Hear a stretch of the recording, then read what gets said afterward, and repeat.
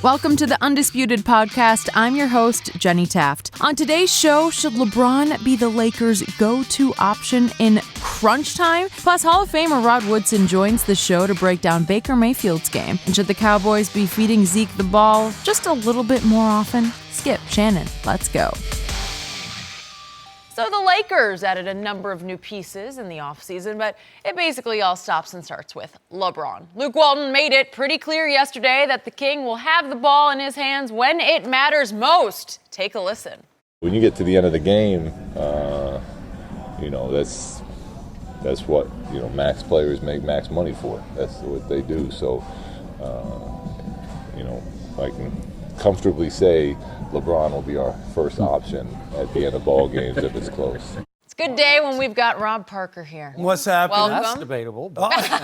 There's no debate, Skip. How are you, Keeps Rob? you guys honest. Good morning. Skip, Yes, ma'am. what do you make of those comments? I was shocked this even came up. So let me get this straight. LeBron James, you say the greatest player on the planet, right? Yep. So he joins a team with a bunch of kids and a bunch of spare parts. And this is an issue of who's going to take the last shot?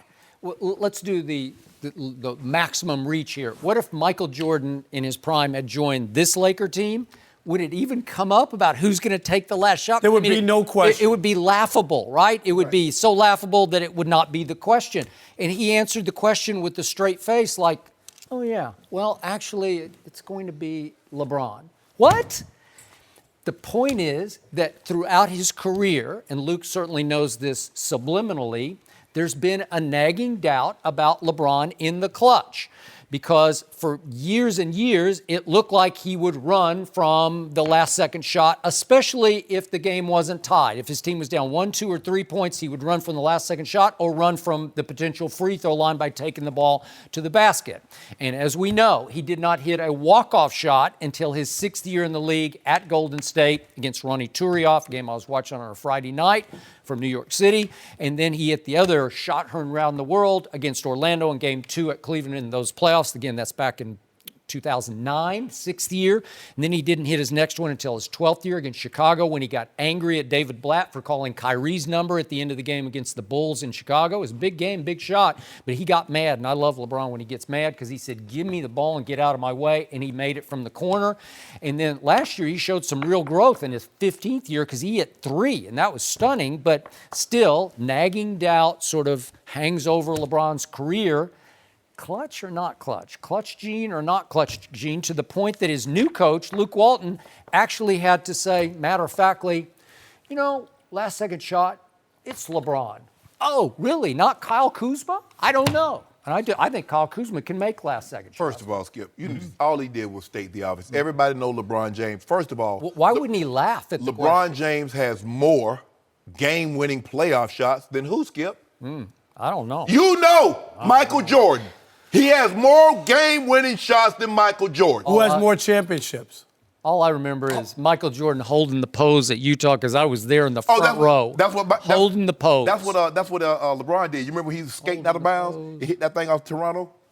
You mean the one he didn't intend to bang? Yeah, he meant to against bang Nudity? it. Skip, you see, every time, this is what you and Rob Parker do. Y'all try to diminish LeBron. Is that, yeah, he hit a walk-off shot, but the score was tied. If you don't mind me asking, just give me the floor here. When Kyrie hit to put him up 3, what was the score in that game? Was it down? So if he'd have missed that shot, would they have lost the game? Game 7? Yeah. At Oakland. Yes. That's a much bigger shot, Shannon. I just asking a The question. score was tied. We got it. Okay. So if the score is tied, it doesn't make a difference. You don't think that's a clutch shot on the road in a Game 7, winner takes all? I'm asking you. You didn't say that when he hit that game. LeBron hit the game when against Toronto. They were going to overtime. It wasn't. They were going to overtime and Golden State. No, they weren't. They How weren't. you know? It wasn't automatic that they were going to overtime. Well, how do you know then? No, but it wasn't. How do you know? All I'm saying, when LeBron hit those 2 shots, it's The a lot score was easier. tied. It's a lot easier to make that shot, Shannon. You know that. Skip. Compared to being down. I was Kyrie, in Cleveland, Skip, when Michael Jordan made that shot to win the series. That was for the series, Shannon. Don't tell me that's the same shot if the Okay, what about the one in tied. Chicago? When they were down. The one in Chicago. And when they were already What down was to it, the second round? Yeah. Hold on. That was the first round in which he beat Cleveland. That wasn't the Eastern Conference Finals. No, it wasn't. Okay. It was a 5-game series on the road against a good Cleveland team. Oh, now they're good. They were good. Which one are we talking about? Well, when Jordan hit that game on winner. Elo? Yes. That was early. That was the first second round, right? First round. That was like candy from a baby. That was the first round. It was a great shot. Oh, It was see, you totally see what you different. did? No, I didn't. Not it was a great shot. It was. It was for the series, though. Shannon, stop. You know this. I saw an 18-year-old freshman named Michael Jeffrey Jordan that I wasn't even that aware of. Yeah. I saw him on the floor surrounded by greatness in the Big NCAA. Sam Bam. He made it. Yeah. Hold on. And he made the clutch jumper Where'd to you win see him? the game. Hold on, where'd you see him at? 1982. I was there in the How front old row. was he? How, 18? Oh, I 19, saw an 18-year-old guy that opened up in Sacramento that went for 25, 5, and 5. An 18-year-old. Did they win the game? Didn't they win? Didn't hit a walk-off till he was 6 years in the league. Hold on. So 6 years in the league, that would have made him 24. So by the time Michael hit his first one, Michael was what? 24. That was his third year in the league. LeBron had been in the league 6 years by then. I look at Luke Walton, too, here a little bit. Skip, I'm with you. You shouldn't even have to say that. I would have laughed at a reporter who would have asked me this question. I would have said, seriously, really? Like, but to me, I got this like he put LeBron on blast. You're getting paid, so we expect you not to pass the ball to Lonzo Ball or pass the ball to somebody else, looking for them to bail you out. You're getting the money. You just got a big deal. You came to with L.A. Rob. I agree. He put LeBron on blast. So we expect you to be that guy, not to pass the buck, Shannon Sharpe. I'll get to you in a minute. So, Skip Bayless, you wanted Luke Walton to laugh that off because it should be beyond ridiculous. Well, what are your options? Let me finish. You want him to laugh that off because it's beyond. You want Lance to take it? Beyond ridiculous, but you want LeBron to sit there and say, okay, LeBron, what are you going to do to get the fans' loyalty? You don't want him to laugh that off. And Rob Parker, you need to stop. Wait a minute. LeBron's history is that he walks out on everybody. He has more. So he has a loyalty problem with fans. What are you talking about? He walked out on his own hometown twice, Shannon. Hold up. That's a real question. Why are you here? Did he walk out on Miami? You walked out on Detroit. Why are you here? I didn't walk out on Detroit. You were the first black columnist in the Detroit Free Press history in 150 years. Why are you here today? I like the sunshine. Oh, yeah, you walked out on your team. So LeBron James, he can't transfer. Jenny, is this the only job you've ever had? Jenny has a problem with loyalty. Skip Bayless. He worked at the Miami. He worked at the LA Times, Chicago, Dallas Morning News. Don't forget San Jose Mercury. Oh, really? Skip Bayless. So Skip Bayless. See, don't do that, Skip. Rob Parker, you ought to be ashamed of yourself. LeBron James has more game-winning shots than Michael Jordan, more game-winning shots than Kobe Bryant, but somehow we get this notion he's not clutch. It's the same way we Just for the record, career-wise, late and clutch free throw shooting, LeBron's a 57% free throw shooter. You don't want to see him at the free throw line. That's why he passes up the ball at the end. Okay. I mean, Skip, we can go to these second-level stats, but we said clutch. He hitting the shot. And it's just like the notion LeBron isn't a scorer. We look at Kevin Durant as being a scorer. But who has the highest scoring average between the two? You know the answer. You just don't want to say it. What? So, Shannon Sharpe, to close our case on Yes. this side of the table, what happened at the end of Game 1 of the finals last year in Oakland when LeBron had played one of the greatest games he's ever played? Yes. Had made 7 of 14 He shots was outside unbelievable, the paint, Skip. He was outside the unbelievable paint. that He was night. on fire from range. Yeah. And all of a sudden, with 7 seconds left, he gets the switch he needs with little Steph on him, guarding him. Take him to the hole. Or just Stop it. pull up. Pull Stop up it. and shoot it because he there was can't KD bother you shot. There was KD Okay, over all right, there, that's fine. and there was All right. and Draymond Pull over there. up Stop. and take the shot, but you're down a point, and if you miss it, the game is going to be over. So what does he do at the last second? He says, I'm going to pass the buck. To another NBA player. I'm going to pass it to George Hill, who's playing in his first finals while I'm playing in my 9th finals. Really? What are you doing? You're LeBron James. At some point, everybody had his first NBA finals. So you know what I'm going to do? I'm going to pass the ball to another NBA player and see if he can make a layup. NBA player. Yeah. And San Antonio said, you're out. But in all Out. the years, you never Out. see LeBron catch and shoot. Well, Stop it, Skip Bayless. Luke Walton says, I think it's LeBron. It I think is. LeBron will take You our know last what? shot Stop. because he better take it. Rob, thank you. Oh, Moral of the Rob, story that is was wise Rob, you ought to be on your ashamed. part. Always. You ought to be ashamed of yourself. Come on, Skip. Way to go. Whatever. No mercy. Hey guys, Jenny Taft here. More of the Undisputed podcast is on the way, but first, I wanted to talk to you about one of our sponsors. If you're like me, you know that navigating the stock market can be daunting. Fortunately, there's Robinhood. Robinhood is an app that makes buying and selling stocks, options, cryptos, and more simple and intuitive.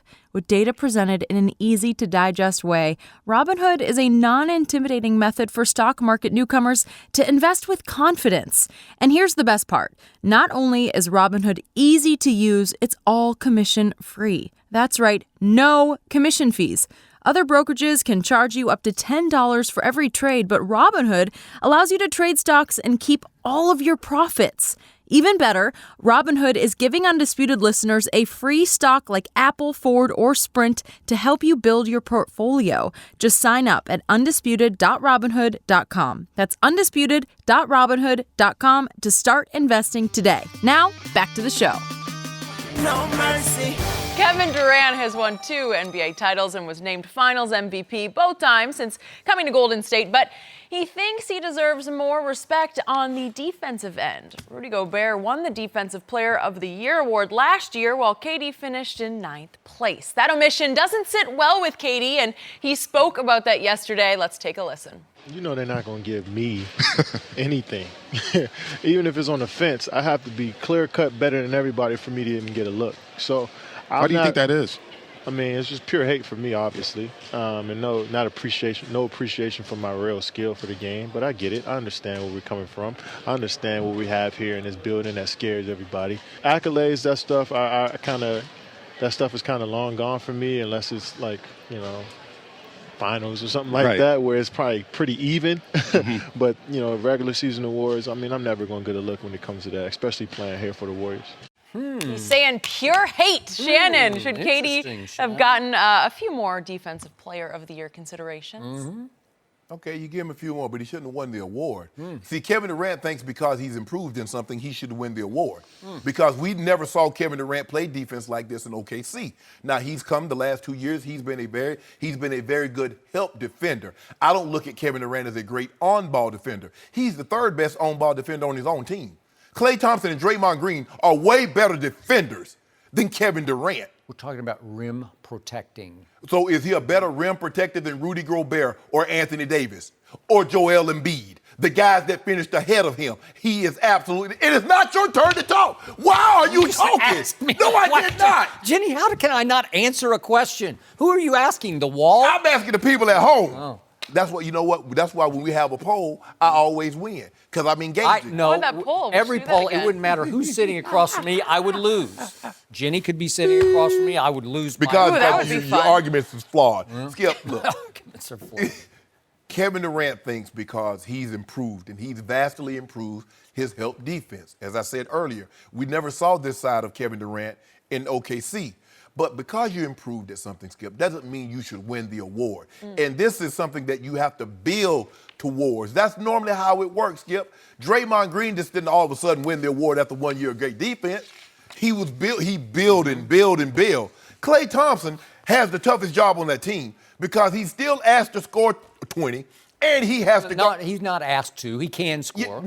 But he gets his 20. Yeah. But he has to guard James Harden. He has to guard Russ. He normally guards. His 20 are not necessary. If they come, that's fine. But that's what makes them unbeatable. Yep. Is that when he gets his 20 and the other guys are going to get 25 to 30 apiece, Steph and KD. But Klay can get 5 and defend the best player on the other team. And that's what he has to do. Kevin Durant is not having to guard. Now, there have been sometimes he gets in the pick and roll and he has to guard James Harden. Or he'll have to guard Russ. But more times than not, that assignment goes to Klay.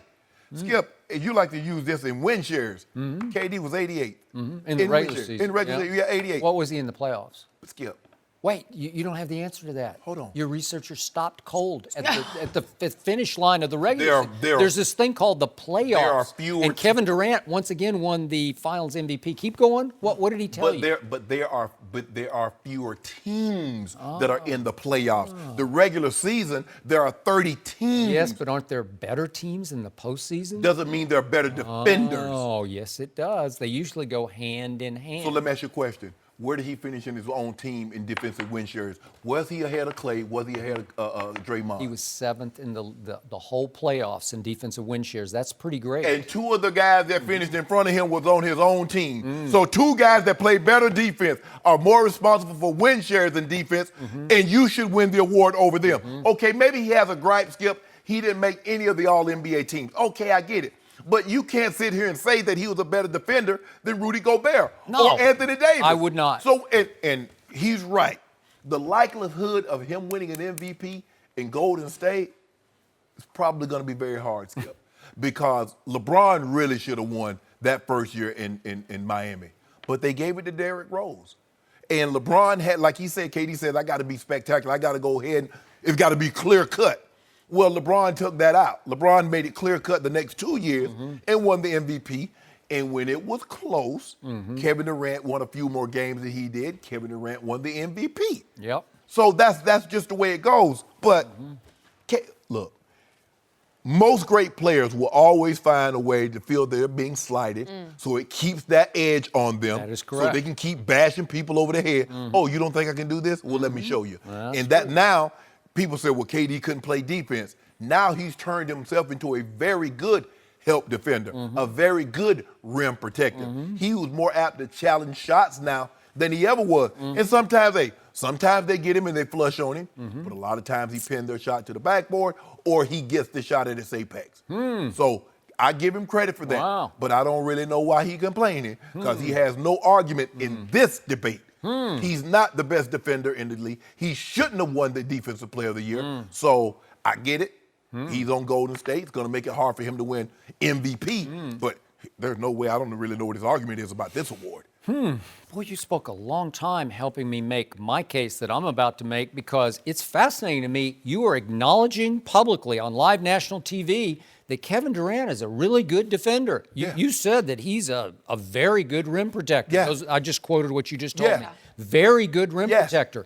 You actually put him at least in the conversation with the best defenders in pro basketball, right? And that was the question he got asked on this radio show. It was putting him at least in the conversation. Why are you not in the conversation? Well, isn't it fascinating and revealing that the 2 radio hosts are thinking, why weren't you at least in the conversation, right? But you also got to tell the fans at home, who do those radio hosts, who do they work for? Well, they don't work for... But they are where? They're in the Bay Area. Okay. True. Okay. All right. Well, and again, they love their team, and I get that. But they're stating what to me is very obvious that Kevin Durant at least deserved a little consideration. He got some votes. He finished 9th. I know. So he's at least in the conversation. Okay. So what's the argument? So if we put him in the conversation, and by the way, he finished 5th in blocks last year in the NBA. 5th in blocks. Okay. And ahead of him, your guy AD, right? Gobert. No, AD, who represented now by Unclutch, but... Don't do that, Skip, baby. See, you upset that D about to get on that report card, aren't you? Yeah. That's you're going to be sick next year. Next year this time, you'll be really sick. Capella, Miles Turner, and Embiid. Okay. So that's kind of elite company where you're saying, okay, you have arrived as a defender that you were not in Oklahoma City. Correct. So... think about this. He's now one of the best defenders. Okay, can we say he's a top 10 defender? Is that possible? Top 12? I don't know. Somewhere up in there. Okay. So if you combine that with back-to-back finals MVP, 2 + 2 equals best player in pro basketball, because we know LeBron, defense for LeBron is now an afterthought at best, because he finished in defensive win shares what in the regular season? It was 300 and something. 308th. So LeBron James is one of the worst defenders in pro basketball. Skip, the argument that then I would just put it back to you. If you switch positions, you put LeBron with Golden State, the way it's assembled, with Steph, Clay, and Draymond, and you take Kevin Durant and you put him in Cleveland, is there any difference in the outcome? If LeBron were a Golden State Warrior right now, he would play 0 defense. No, that's not what I'm asking. He wouldn't even cross half court. He would just stay at the other end. But that's not what I'm asking. He'd say, you 4 do it. Okay, I get that. Okay, he wouldn't play the defense. But would the outcome have been any different if LeBron had teamed up with those other 3 and you put KD on Cleveland? Would the outcome have been any different? Yeah. KD on Cleveland would have won game 1 last year, and we would have been off to the races. We would have had a very competitive finals because KD would have closed that deal. Yeah, they would not. Well, you asked me. I just told you what would happen. That's what I believe would have happened. Do you realize how many open threes that Steph and Clay would have gotten if LeBron James is the point guard and Steph doesn't have to worry about handling the ball, he can just go spot up, and Clay can just go spot up. Those open threes that JR was missing, those open threes that George Hill, those open threes that Kevin Love. Kyle Korver's one of the best three-point shooters in history. But how did he do in this finals? I think he made a total of 3 in 4 games. Come on, Skip, now. Let's be fair. Look, nobody's trying to take anything. I believe KD is the second best player in basketball.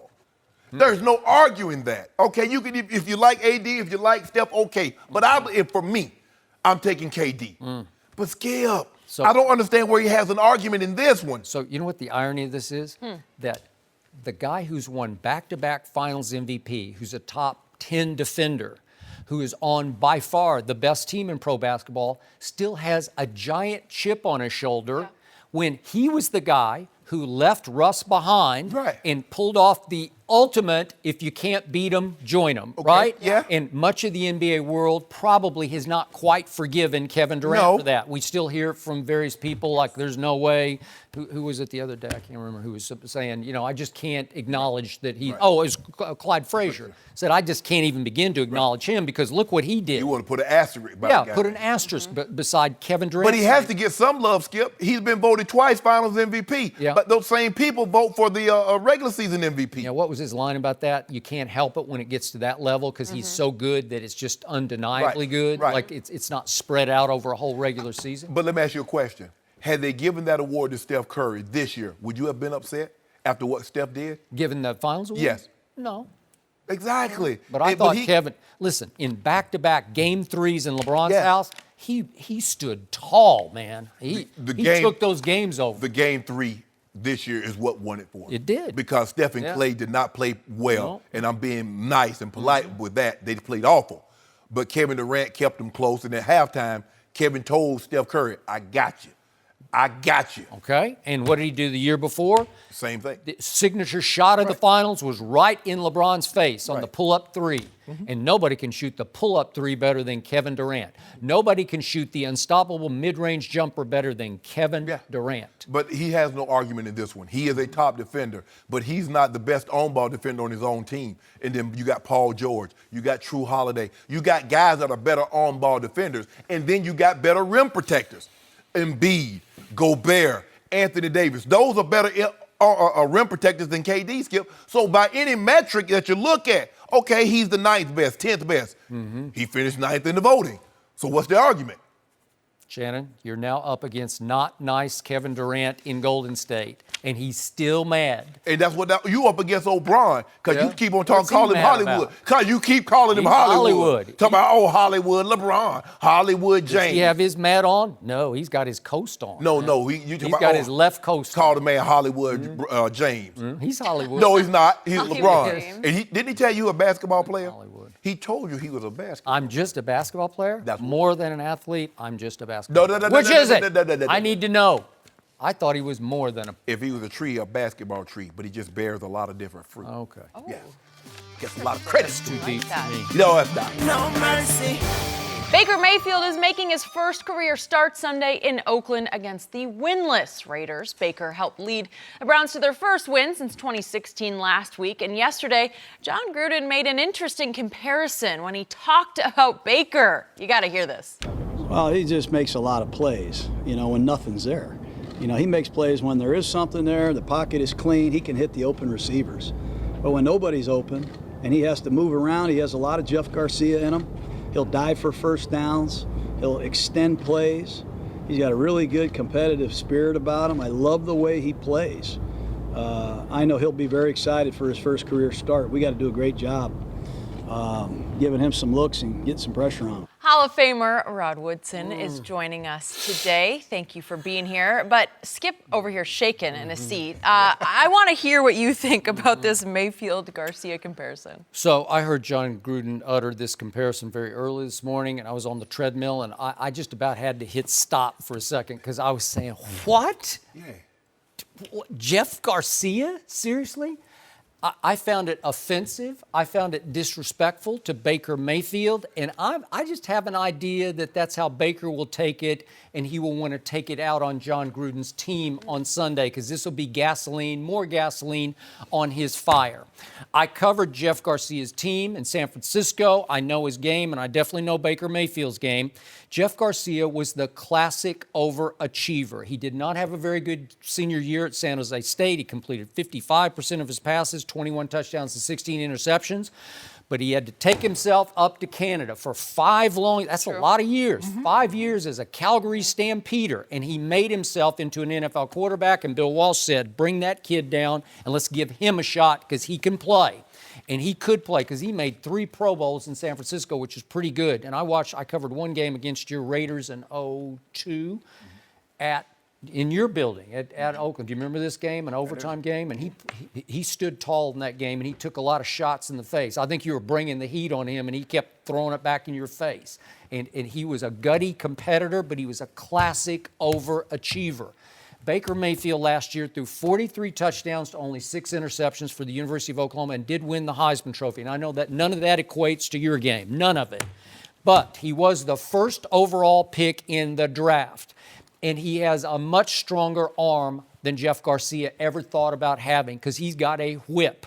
He's got more velocity, and he creates more electricity as a leader of the football team. Jeff wasn't that kind of a leader. The team didn't sort of get fueled by Jeff. Jeff just did what he did, and he did have a really good receiver named Terrell Owens who caught a whole bunch of touchdown passes from him.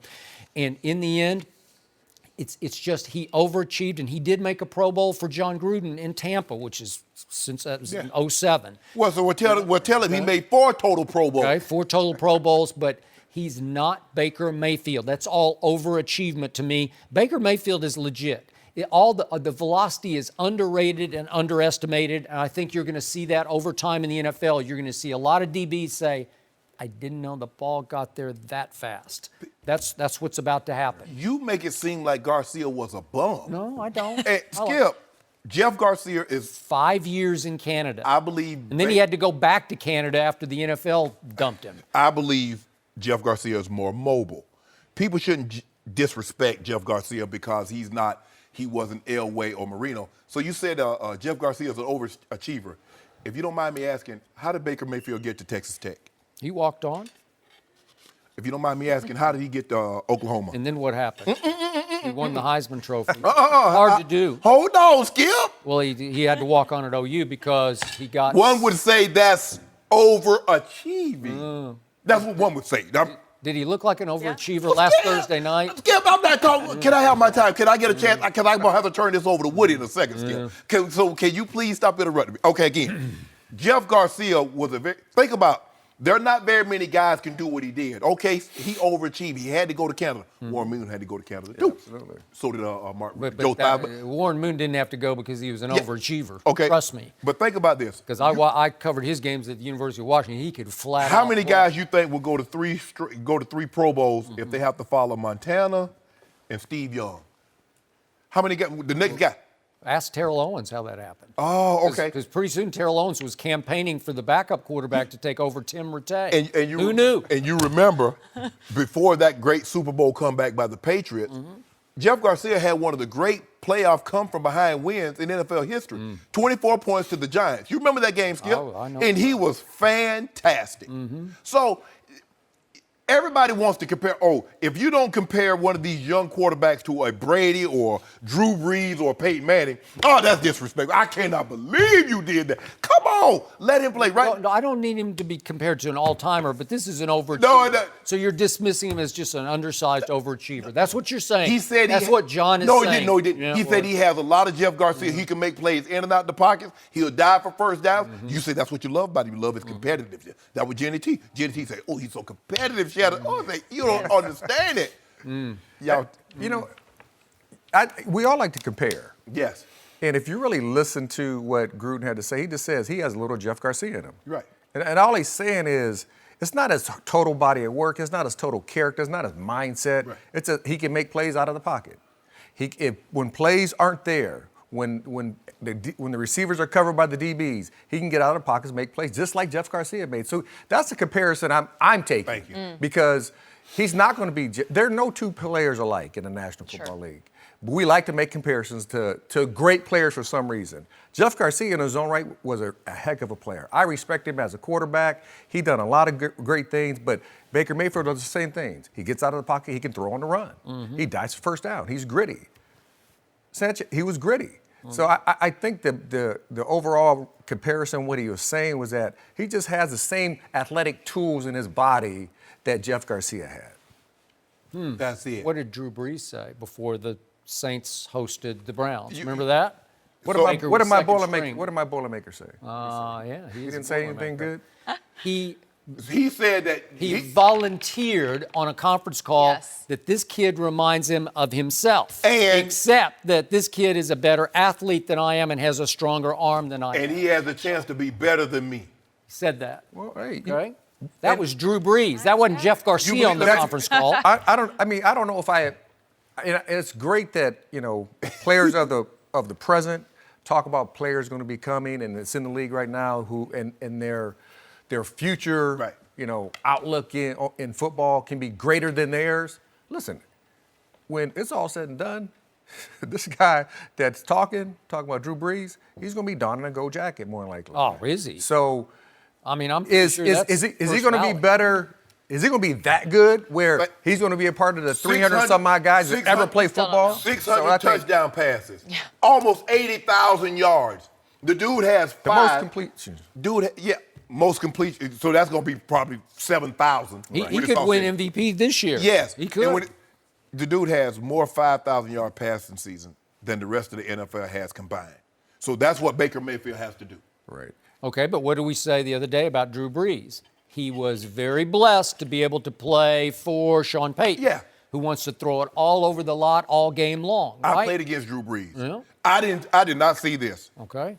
When he was in San Diego, we beat the brakes off him. Because, Skip, you got to realize, they got the number 1 overall draft pick, Eli Manning, when Drew Brees was the starting quarterback. And he had LaDainian Tomlinson. That is correct. So I think some people forget that Drew Brees started in San Diego. And Drew Brees was not the Drew Brees that we see now. Today. Because I was in the same division, the AFC West with San Diego, and we played him. And he was not this. He wasn't even close to this. Okay. And he's saying this kid could be better than I am because he has the tools to be better than I am. Well, his first couple of years, he could be better than Drew. Overall, I don't know. Skip, you know what I mean? He's a better overall athlete than Drew. I mean, I watched Drew this whole time at Purdue. He's an overall better athlete than Drew, but at the end result is that Drew developed and kept developing as he was in the league. That's the difference between great players and average players. Right. They keep developing as they get in the league because everybody's talented that come in. And then the great ones just keep rising and rising and rising and rising. And then the other guys plateau, and then these guys keep rising, and that's the 300 and some odd guys who because you have to reinvent yourself. Because now, when they go game plan to stop you. So now how do you reinvent yourself every single year to do something a little better or to add a new bag, a new trick to your bag? Everybody can't get in that bag and pull them things out like LBJ, like me and LBJ. Oh, now we got to get back to that. LBJ. But Skip, stop thinking it's disrespectful. Did you fear Jeff Garcia when you game planned for him? We try to keep him in the pocket. Yeah. When we game planned Jeff, it was like keep him in the pocket. Once he gets out of the pocket, unscheduled first downs, that's when offenses, and that's when they start having success against defenses. And that's the same thing that Baker Mayfield does. He can get out of the pocket. He can make those unscheduled first downs with his feet. And if you start watching games, when quarterbacks make first downs with their feet, that's not like a game plan. Like we're gonna get outside of Cam running the quarterback sweep and all that. But normally, those are unscheduled downs. And when they make those first downs with their feet, that just adds to the percentage of winning for that football team. Okay. So I watched Jeff Garcia throw a lot of wobblers that got caught, but because he could see it. And it's tough throwing in San Francisco. Skip, you know that wind is wet and muddy. Yeah. It's over the old Candlestick. That was a nice stadium. Candlestick. Candlestick was basically was always a swamp. It was. But it was nice to play in. And I loved it. It was nice to play. I just loved it. It had great mystique to it. All I see Baker Mayfield throw are bullet spirals because he's got a whip, man. He's got a whip. We'll see in December. If he's Yeah. spiral. When he has to go to Baltimore. Because you know that we're playing the AFC North. That's what we do know because we played in that division. Oh, it gets really cold and windy in Cincinnati, in Baltimore, One of the coldest, windiest games I ever covered in college football was in Lubbock, Texas, at Texas Tech. It was freezing. The wind chill was way below zero. Texas Tech? Yeah. This isn't Lubbock, Minnesota Texas. freezing. This Huh? isn't Trust Cleveland freezing. me. Skip. Those northers that blow across those plains. But see, the difference between college and Ask NFL. Joe Montana about the game he played at the Cotton Bowl in Dallas. Ask him how cold that was. In NFL, and see, in college, they play for, like, books. Tuition. Yeah. In the NFL, they play for mortgages. They play for children's college funds. Yep. That's a whole different ball game, Skip Bayless. Well, so we going to find out. Yeah, well, you're betting he's going to bust. Now, see, there you go. See. Oh, wow. Well, But you took the bust out of everything he just said? Yeah. Okay. That's him. That's Skip. That's how he does it. That's how you do it. No, what? Yeah, but you make it seem like Jeff Garcia is just a bum. I don't think he's a bum. I like 4 Pro Bowls. Yeah. So in order for Baker to be better, he got to get 5. a lot out of a little. Baker got to get to 5 Pro Bowls. Okay, he's got a shot. 5 Pro Bowls. Yeah. Let's start with a win Sunday. Yeah, Let's exactly. start there. All we Okay. know is that he beat Drew Stanton out for the backup job. We do know that. No mercy. The Cowboys' offense has been a mess this season. They're averaging less than 14 points a game. Dak Prescott has been held under 200 yards every time. Ezekiel Elliott is tied for the league lead in rushing yards, but he hasn't had more than 17 carries in any game this season. Yesterday, Zeke said he has no problem with that. Let's take a listen. If you go back and watch the film, it's poor execution on offense. You can't run the ball if you're down by 17 points. That's what it is. If we get behind, we're gonna have to throw the ball. We're not gonna be able to, do what we want to do. So what we have to do so we can be able to run the ball more is just be better early in the game. If we're better early in the game, if we're not taking those 3 and outs, if we're not in long down the distance, we can run the football. So if we execute early, then we can run the football as much as we want. Rod Woodson is still with us. I'm going to start with you here, Rod. Should he get more carries? Absolutely. The whole offense should be predicated around their best player, and their best player is Zeke. That's just. I think it's the easiest thing to say because Can I get an amen? we just know that when Zeke, when they're blocking for him, when he's having his day, and his best day was the 16 rushes for 127 yards last week. He can do way more than that. And even if you do get down by 14, you can still run the football, and you can still keep him in the passing game. So I just think somehow, some way, they got to predicate their offense all around Zeke. It has to be about Zeke, not about the quarterback, because your best player is 21. Let the church say amen. Or hell no. Yeah, I know that. You're in church. What if the pastor said that from the pulpit and you talk about, no, what kind of started it. What kind of church you go to, they talk like that? I'm not in church. Oh, okay. Remember, you heard So Zeke's Deacon Woodson? Zeke's not their best player? So, you want me to go or you want to go? You go ahead, go ahead. Over there saying, see, I told you so.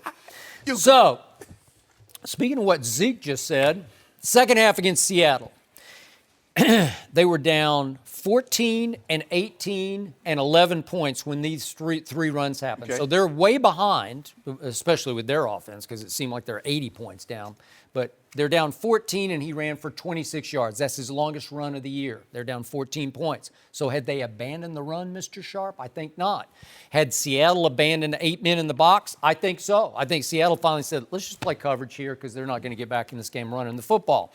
Then they're up 18, and he breaks loose for 21 because there are maybe 6 men in the box at that point. And then they're up 11, and he breaks for 19 yards because they don't care anymore. So those are his 3 longest runs of the whole year in the first 3 games, and they came in the second half with Seattle up 14, 18, and 11 points. What does that tell you? That they weren't just hammering, establishing the run. That wasn't 21 saying, I'm just better than you are, the way he did as especially a rookie and at points last year. So what do we know about the Dallas offense? Obviously, there's no number 1 receiver because I don't even think there's a number 2 receiver on this roster. And heaven knows there's no tight end on this roster, so that's not even an option. Whoa, what about Rico? Rico Gathers. Got to let him play. Got to let him play. Okay. They put him in the other day, and he had a false start or so. I don't know. That was the end of Rico for that game.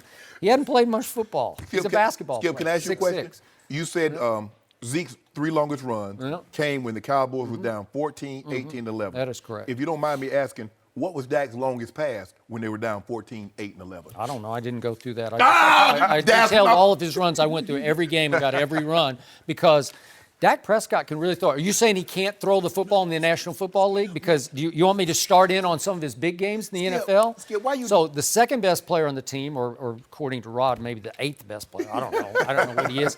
He has 9 games already in the past 2 years of 3 touchdowns or more. 3 touchdowns or more for 9 times. And again, my favorite stat, QBR, he was 3rd in the NFL after leading the whole year as a rookie. And then last year he plummeted all the way to 4th. And he had games of 332 and 268 against the Giants, 252 against the Rams, 251 against Green Bay, 249 against Kansas City. He lit them up, man. I mean, he just lit them up with his arm. What do we love about sports? See, the sports, unlike any job, you must update that resume on a weekly basis. Why don't you tell that to Hollywood LeBron? We ain't talking about LeBron. We're not talking about LeBron. We're talking about Dak Prescott. And Zeke is their best player. But before I go any further, Skip, I know a guy that's sitting at home on his couch. He said, now, when the media never asked me, do I need more catches to help this team win? That's true. What receiver? Now, see, if a receiver said, I went to the coach and said, I want more balls, everybody gonna call him selfish. But they want Zeke to go ask the coach. Zeke said, they pay me to run the football, catch the football. Okay. They don't pay me the game plan. That's Scott Linehan and Coach Clapp's job. Okay. And thank you for bringing up catching the football. So, as a rookie, Ezekiel Elliott averaged 11 yards per catch. That's he only had like 15. Okay, but that's 11. Every time he touched it, man, real good things happen. As a second-year player, he averaged 10 yards a catch. Now he's averaging 3 yards a catch through 3 games because he's caught 10 balls for 37 yards. Is that the play calling or is that the quarterback? I don't know, because he's had 18 targets and he's caught 10 balls for 37. That's not good. Because I thought the whole push in the offseason was we got to get him more involved in the passing game. You said that because Zeke said he's been watching tape of guys catching the ball. Remember, he said you've been watching Marshall Faulk. Well, that's why I said that was the whole push, right? He ran 4.4 at the combine. You get him loose, and then what happened? I got to point this up because this loss was heavily on Zeke's shoulder pads at Seattle because there's an early 3rd and 9 from the 21. I don't know if we have that queued up, but it's 3rd and 9, and he comes straight out of the backfield, and he's got a step on Bobby Wagner. If he just catches it right there and he turns it up, he might still be running with this football. He's not catching. Did that not hit him right in the hands? It is. Okay, you got to catch it. But that's not Marshall Faulk. The game is nothing. He's not Marshall. Well, who is Marshall Faulk? He catching the ball like Peter Falk. No, seriously. Well, he's not Peter Falk. Oh, you sure? Nobody even knows who Peter Falk is except you because you're older than I am. And you know who Peter Falk is. Well, who doesn't know who Peter Falk is? But here's the thing. Columbo. Here's the thing, though, Skip. This is what I want to ask you. We've placed a lot of blame with the Cowboy woes. We've placed them on Jason Garrett, Scott Linehan play calling, the defense sometime. When are you going to put anything at the feet of Dak? Okay, let's put it at the feet of Dak. So he makes one of the Dak-esque plays where he breaks contain and he rolls out and it's 7-0 Seattle and he hits who? Oh, he hits Zeke. He's wide open up the sideline for a touchdown from 31 yards. But he stepped out of bounds? How can you do that? It's a Pop Warner move. I mean, you can't run to the sideline and step across the white line and then say, "Oh, I think I'm open. I'll catch this and run for a touchdown." Because he's not used to being in that position. Well, he's not like Le'Veon. It's not like he's never caught a pass in the National Football League. Not that far down the field. Oh, please. This is what separates the Gurleys, the Le'Veon, the Alvin Kamaras. But that to me would be OC's responsibility to get him involved in different places. Okay, is he stagnant behind the offensive line? Yeah. So now I get him in space. I put him at number 2. I put him at number 3. I get him on some bubbles. I get him on some smokes. To get the ball in your playmaker's hands because he is your playmaker. He's your playmaker. I'm with you. I mean, I'm looking at all the receivers and I'm like, who's gonna be that guy? I don't know any of these gonna be. So at the end of the day, 21 is going to be that guy, but they have to get him involved and they have to make him comfortable in places on the field where he hasn't been. To sum this up, 21 breaks loose for his longest run of the season, 26 yards, middle of the 4th quarter, and it's still kind of a football game, and he runs all the way to the Seattle 19, and he gets stripped from behind. Whose fault is that? Well, I'm just saying, if you don't get stripped, and you're hot, you're starting to build momentum. Because I told you, he looked out of shape at Carolina, and he's having to play his way into shape. You're starting years to old playing you're in- starting to heat up. He That's eats too many gummy bears. He's got candy. They I don't don't work like hard. it. I eat them I gummies. know. I'm fine. It's why you've got 20% body fat. It's just I can't stop it. He's where he leads. I'm trying to help you. I try to help. Lot I of body try fat to chat advise today. you. No. You can't do it. The older you get, the less you eat. I don't eat that much. All right, Skip. but back to this.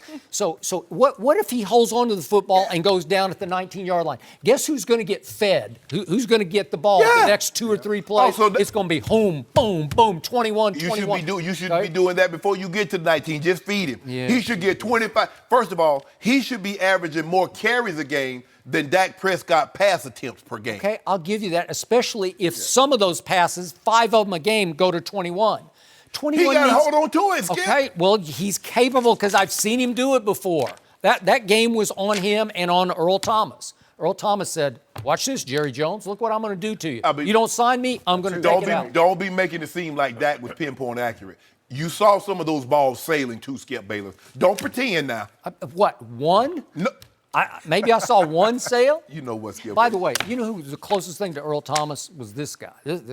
Maybe I should say Earl Thomas was close to him. Because this is. But Woody started as a corner. Earl has always been a safety. Woody had balls. I was a natural safety. They made me play corner after I ran my 40. Yes, they did. Yeah, but you can't. I didn't want to play corner. You know what? I did. You cannot teach what Earl Thomas and this man had because it's just knows. I can't explain it. It's instincts. It's just somehow wherever the football goes, that guy was always there. But I don't think Earl doesn't have the hands like Woody. Woody could have played receiver. Woody and Eric Reed. Hey, I appreciate that. I like that. But you could have played receiver. How about Earl Thomas?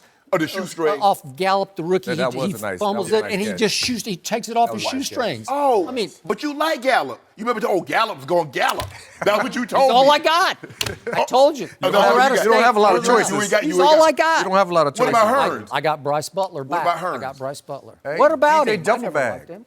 Huh? DJ Duffelbag. Yeah, That's Bryce Butler. Yeah. Why? Oh, you knew him from Oakland. I know him from Oakland. Yeah, and I like him. You know, I Really? think he's a smooth runner. I think, given the opportunities, he can make some big plays for him. They just need somebody that be able to can separate and get down the field and take the top hat off the defense, which they haven't done all year. Tavon did it one time against the Giants. And did it not And that's set the tone? That's the only throw in 3 games that Dak Prescott has completed over 20 yards. In 3 games, he has one of those. Well, who can get open after 20 yards? Show me. Dinkin' Dak. Who are you going to throw it to? Seriously. Dinkin' Dak. That's why. Can you still play? Because I'll put you at tight end. No. Oh, I can be better than those guys. I think you could. They have a tight end? Blake Jarwin? Really? Jeff Swain? No, Rico. You kept telling you. They're not going to let him play. You've been telling me for 3 years about Rico. In the red zone, you got to let him play. And Dak did miss a throw against the Giants. They let him play the red zone.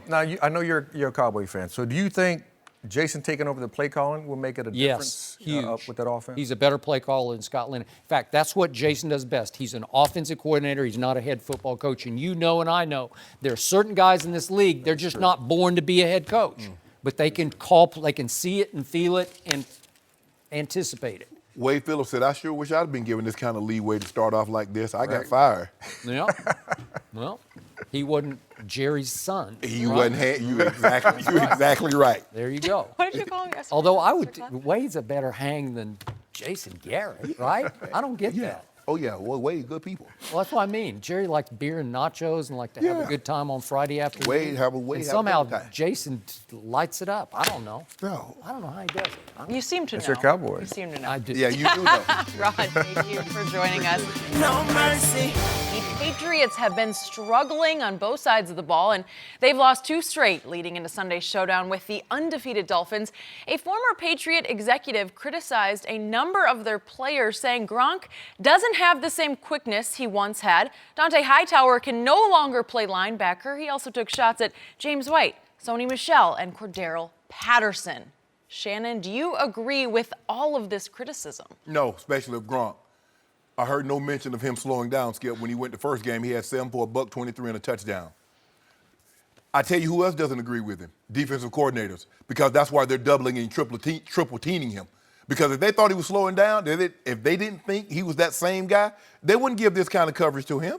They wouldn't devote this kind of time. They basically said, you know what? We dare you to beat us throwing the ball to Philip Dorsett, Hogan, Cordell Patterson or whomever else. We just not going to let 87. Skip, I never thought Gronk was sudden.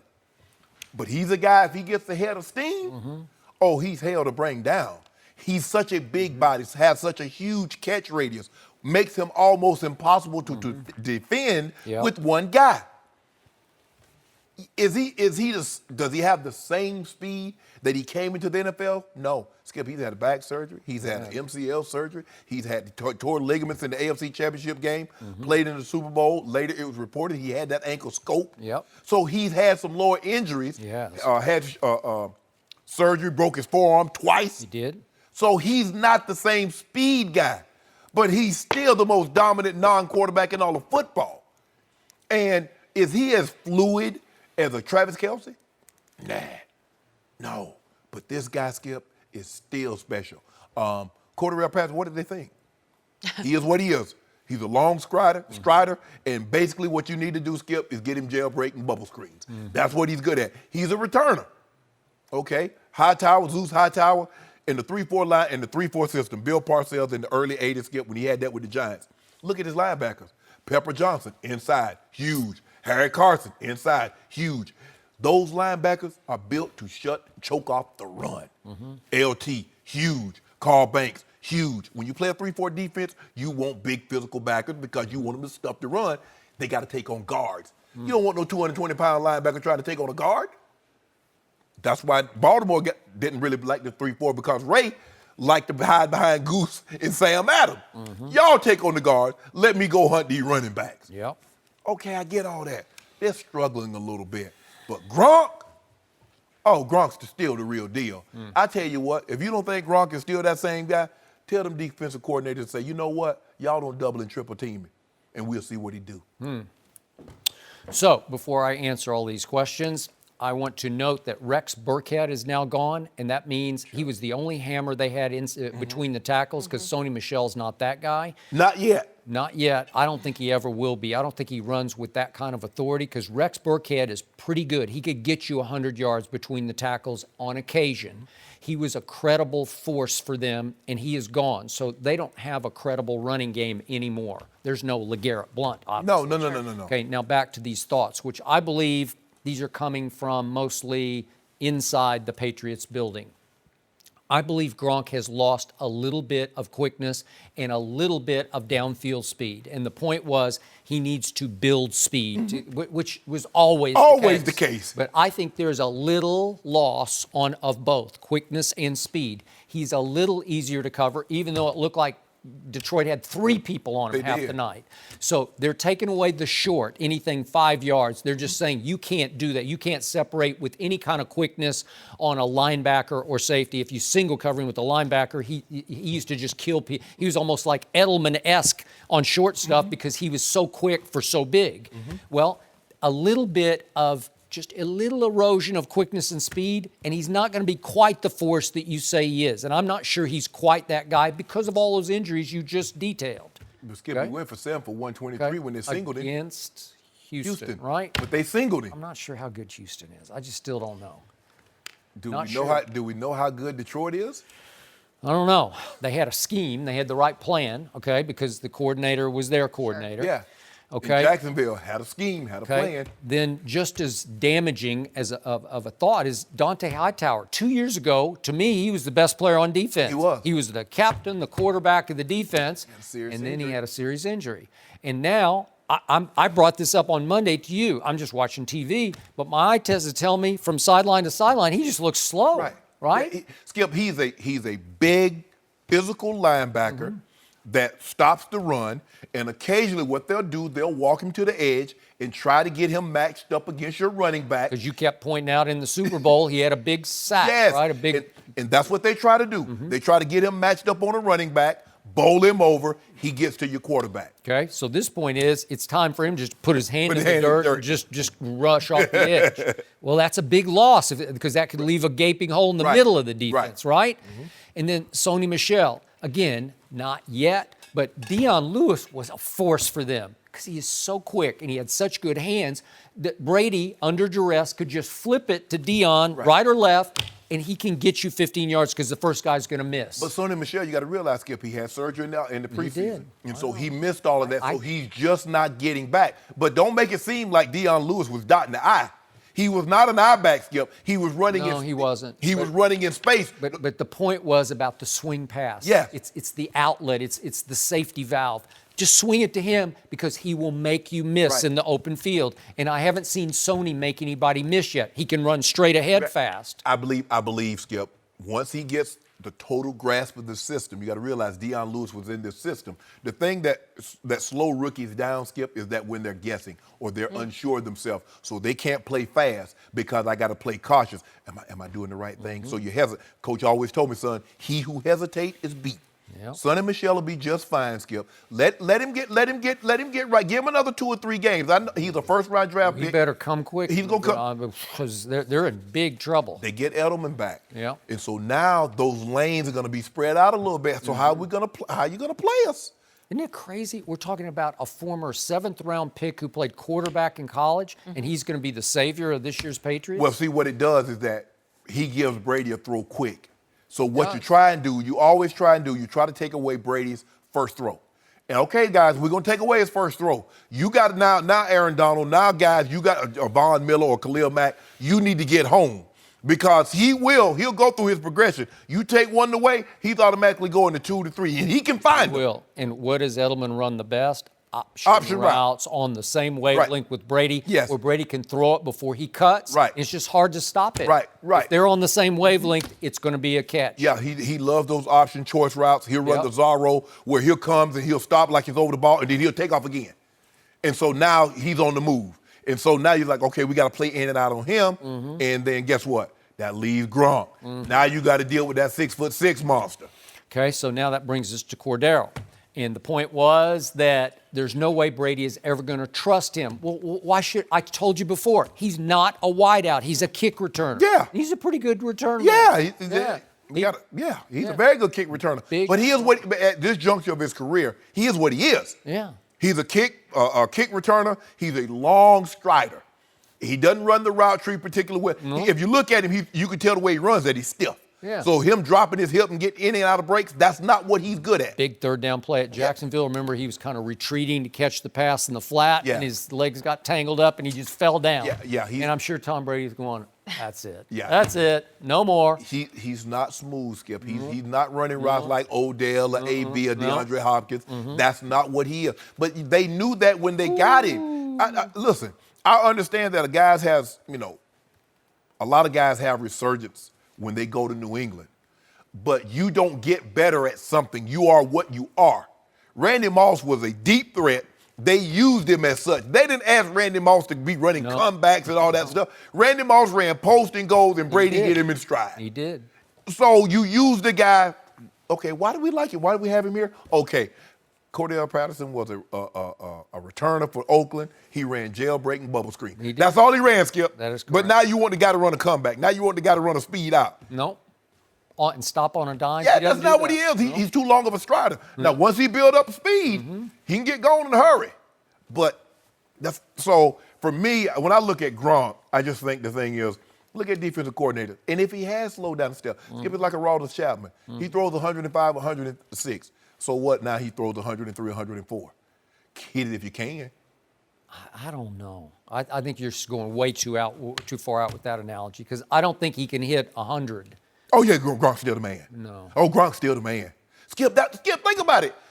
They put Jalen Ramsey, who's an all-pro corner. That's the kind of tension. And then they double him with Tevin Smith and Miles Jack. I didn't see Jalen on him much. I didn't. Oh yeah, when he split him out. Jalen had him. He had him a couple times. And then this is when you know you the monster. When they give you gunner coverage. Basically, they had Gronk. You saw it on 4th down. They lined 2 guys up over his head. They said, nah, you're not going anywhere, bro. No. Tom, Gronk's not available. Can't have him. I agree. So all this erosion adds up to the Patriots have become, until Edelman returns, Tom Brady or bust. Because it just feels like... Why is it Tom Brady or bust? Okay, what else is there? What else? So you can't run it. You don't have a clear-cut number 1 receiver. You don't have a deep threat. What is but it? he never had. What are you doing? But you told Brandon me. Cooks was a deep threat. But you told me, with the exception of Randy Moss, he really never had any really Brandon good receivers. Cooks was really good. So what did he have? Those Amendola was really good. Edelman was really good. That's not what you said. No, you've been telling me we was at Houston. You was telling me Amendola and Edelman, they're just guys. I That's did what not. told me. No, I didn't. I said Yeah. Edelman is more productive than Julio. I made the case at Houston. You have forgotten because I ran over you with that argument. Oh, he got what the guys from Dorchester? Or what the Southies? Where are they? Oh, They're coming to the game. They're coming. They'll be available. Let's see how Brady handles that challenge against the undefeated Dolphins. No mercy. Thanks for listening to the Undisputed Podcast. I'm Jenny Taft. Join us again at the same time tomorrow morning, 9:30 Eastern. We'll see you then. Fox Sports 1 of 1.